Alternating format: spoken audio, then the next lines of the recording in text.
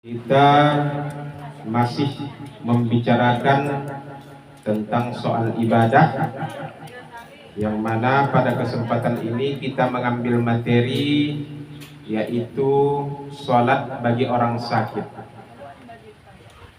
Namun sebelum sampai ke sana, maka kita tengok dulu apa hakikat daripada sakit itu.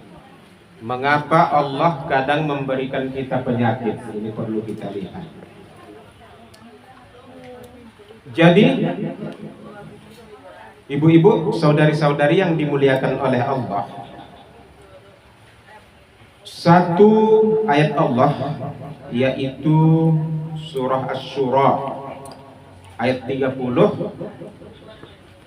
bunyinya seperti ini: wa ma asabakum mim musibatin fabima kasabat aydikum wa ya'fu an katsir.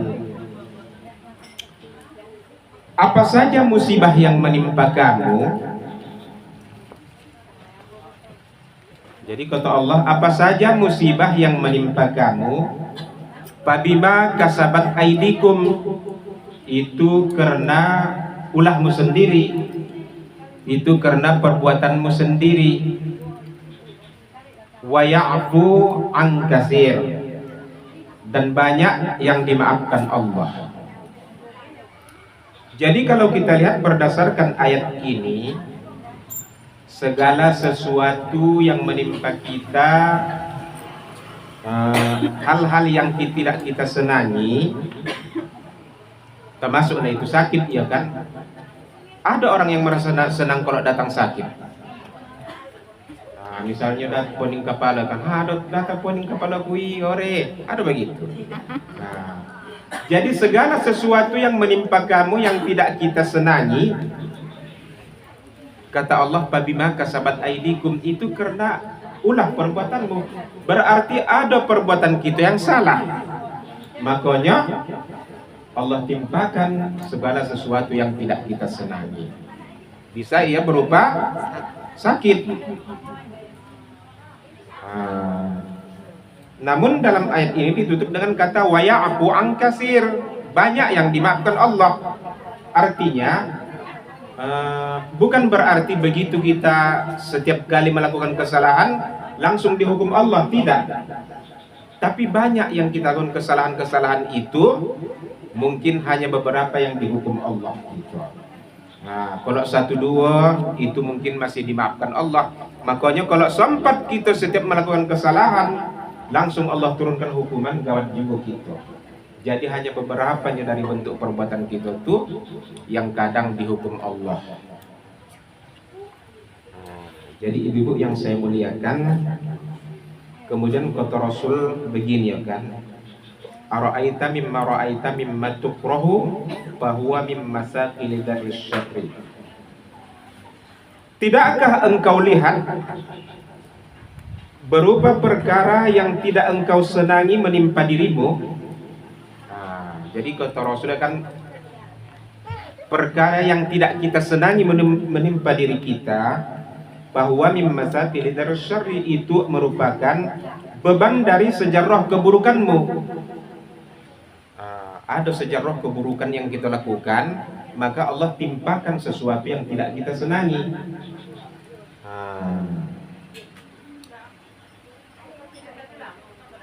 Kemudian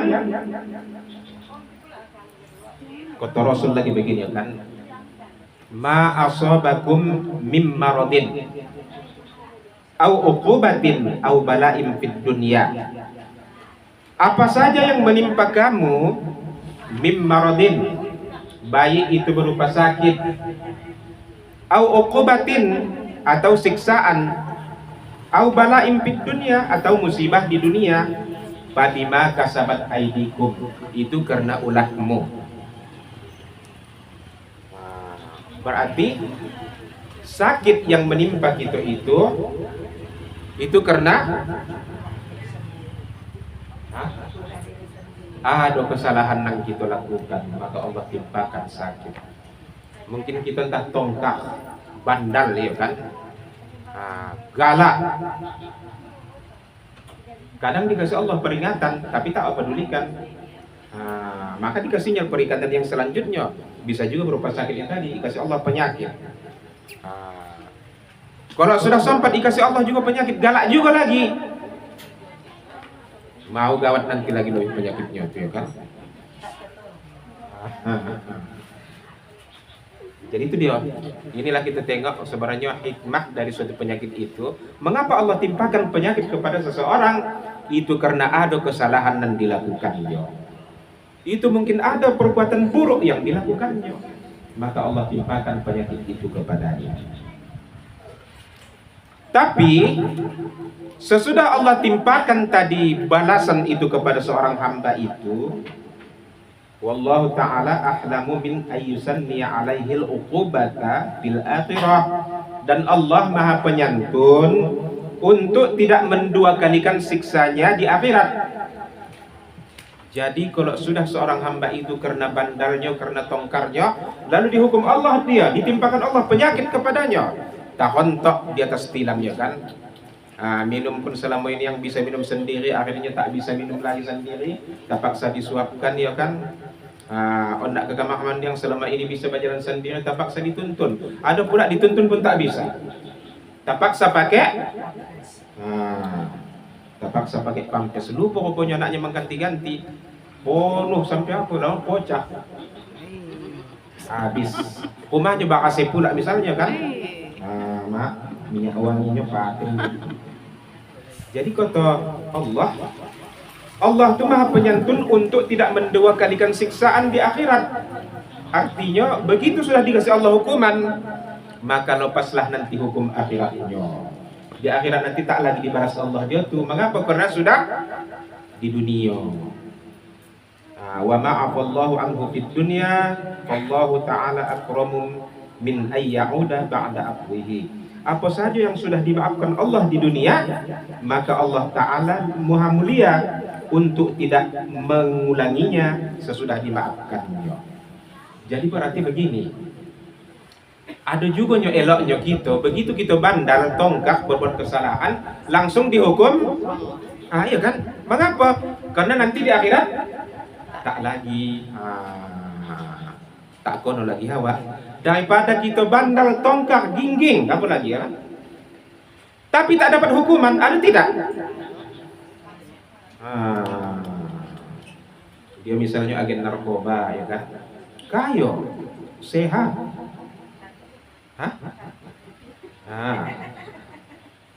Aku mengaku tamsilkan itu karena begini, kadang aku tengok macam tak punya malu, memang tak punya malu ya kan. Udah lah tahu nyawang kau jadi apa, tapi sok patentengan pula itu ya kan.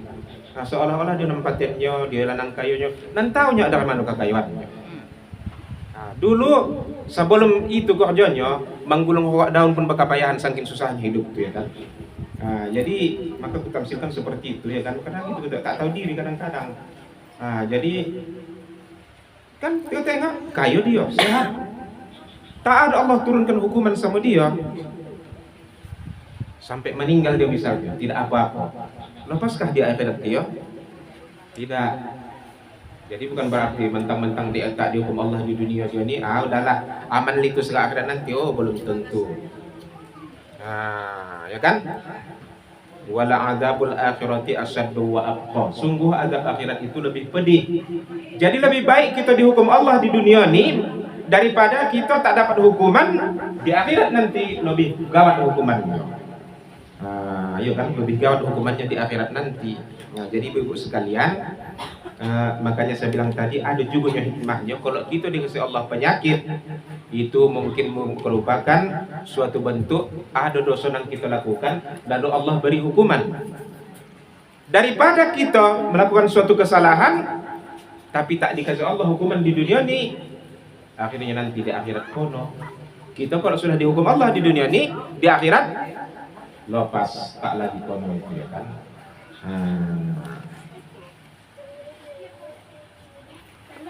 Cuma Bu, cocok begitu tidak? Jadi kalau awak ya kan ke rumah sakit kan banyak kita tengok yang bergolean di rumah sakit tadi itu. tak boleh orang tuh. Jadi mungkin ada suatu kesalahan nanti. Namanya manusia, mana pula nanti ada kesalahan dia, mana pula nanti ada dosa yang dilakukan, sengaja ataupun pasti tetap ada melakukan kesalahan. Namanya manusia, kecuali malaikat dan para nabi. Malaikat dan para nabi, aku itu ialah bebas dari kesalahan. Jadi kalau yang namanya manusia, disadari atau tak disadarinya, tetap ada dia melakukan suatu kesalahan. Bisa saja kalau tidak perbuatan, kata-kata, ya kan? Jadi itu kadang yang membuat kita dihukum Allah Subhanahu wa Ta'ala di dunia ini. Ya kan? Jadi walaupun begitu, memang kita tengok terjadi dua pandangan. Pertama, ada orang yang berbuat dosa dapat hukuman dari Allah. Tetapi sebaliknya ada juga orang yang berbuat dosa, maksiat kepada Allah, tetapi tidak mendapat hukuman. Ada tidak? Ada.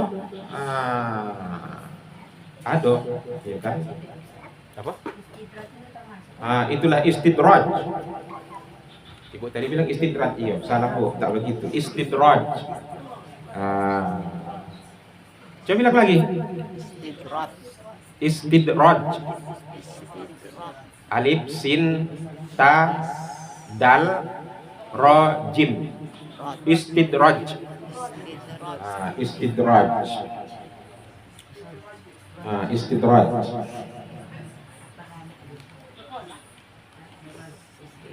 Istidraj itu namanya orang yang melakukan suatu bentuk dosa, tetapi dia tidak mendapat siksa, tidak mendapat hukuman. Itu namanya istidraj. Jadi apa itu istidraj tadi? Itulah dia hukumannya ditangguhkan hukuman dulu kepada dia. Padahal dia durhaka kepada Allah, ya kan? Tetapi dia ditangguhkan hukuman tadi. Ada begitu, ada. Jadi ibu-ibu yang saya muliakan, kata Allah begini dalam surah Al-An'am ayat 44. Falamma nasu ma dzukiru bihi fatahna 'alaihim abwaaba kulli syai'in. Ketika mereka melupakan apa yang sudah kami peringatkan, ya kata Allah, jangan begini, dilupakannya, tetap juga kerjakannya. Fatahna 'alaihim abwaaba kulli syai'in, kami bukakan kepada mereka pintu dari segala sesuatu. Walaupun mereka durhaka, tetap Allah bukakan kepada mereka pintu keberhasilan, pintu rezeki, apalagi pintu kemenangan, tetap dibukakan Allah. Memang Allah sudah bilang itu. Hatta idza farihu bima utu, sehingga mereka begitu bergembira, berpesta dengan apa yang sudah mereka dapat, akhadnahum baqtata, maka seketika mereka kami siksa, fa idahum mublisun, sehingga mereka terduduk berputus asa, terdiam berputus asa. Jadi ayat ini menyatakan bahwa memang ada orang yang maksiat kepada Allah, tetapi Allah tetap berikan kepada dia ke pintu keberhasilan. Tetap Allah berikan kepada dia pintu kemenangan. Tetap Allah berikan kepada dia pintu kesehatan. Segalanya dikasih Allah. Kekayaan dikasih Allah, ya kan? Itu namanya istidraj. Tapi bukan berarti Allah ridho kepada dia. Tak obahnya seperti begini gitu kan. Awak pancing ikan. Macam mana supaya ikan ini bisa terpancing? Maka kita carilah umpan yang paling paten. Apakah tujuan kita mencari umpan yang paling paten itu tadi untuk supaya ikan ini konyang? Kan tidak kan? Bukan untuk membuat dia supaya konyang, itu tidak. Kita cari umpan yang paling paten supaya dia itunya pula. Begitu maksudnya. Allah kasih memang kesenangan kepada dia, tetapi supaya Allah memancing dia itu supaya masuk kepada perangkap Allah tadi itu. Makanya Rasul katakan begini, idza ra'aitallaha yu'til 'abdi minad dunya, apabila engkau lihat Allah memberikan kesenangan duniawi kepada seorang hamba, ala ma'asihi, berdasarkan kemaksiatannya. Nah, jika engkau lihat Allah memberikan kesenangan duniawi kepada seorang hamba karena maksiat dia, fa innama huwa istidrajun, itu adalah istidraj. Allah ingin menarik dia secara pelan-pelan kepada azabnya. Jadi ibu-ibu yang saya muliakan, artinya begini, jangan mentang-mentang selama ini kan kita tengok ada seseorang hamba tadi yang durhaka kepada Allah, tapi dia kita tengok sehat gaya. Jadi apa pula kita dia tuh bukan sembayang pada doh, tak ada apa-apa doh tengok, tak ada dapat apa-apa dia doh. Kadang-kadang diikutinya pula perbuatan kawan tuh, ini jangan sampai seperti itu gitu. Dijadikannya pula itu sebagai apa dia, panutan dia kan, jangan sampai seperti itu. Jadi inilah maksud saya tadi, bahwa dalam hidup ini kita dikasih Allah dua pemandangan. Yang satu, ada orang yang durhaka kepada Allah, dikasih Allah balasan langsung. Tetapi pemandangan yang kedua, ada juga orang yang durhaka kepada Allah tetapi tidak mendapat hukuman dari Allah. Itu bukan berarti hebat dia, tidak, tetapi itu adalah istidraj dari Allah Subhanahu wa taala tadi. Allah ingin menarik secara pelan-pelan orang tersebut ke azab Allah tanpa disadarinya. Ini saja yang perlu kita perhatikan pada kesempatan ini. Jadi itu tadi, lebih baiklah kita berbuat suatu kesalahan langsung dikasih Allah hukuman kepada kita di dunia ini, ketimbang kita berbuat kesalahan tapi tak mendapat apa-apa dari Allah Subhanahu wa taala. Ini lebih bahaya lagi kan.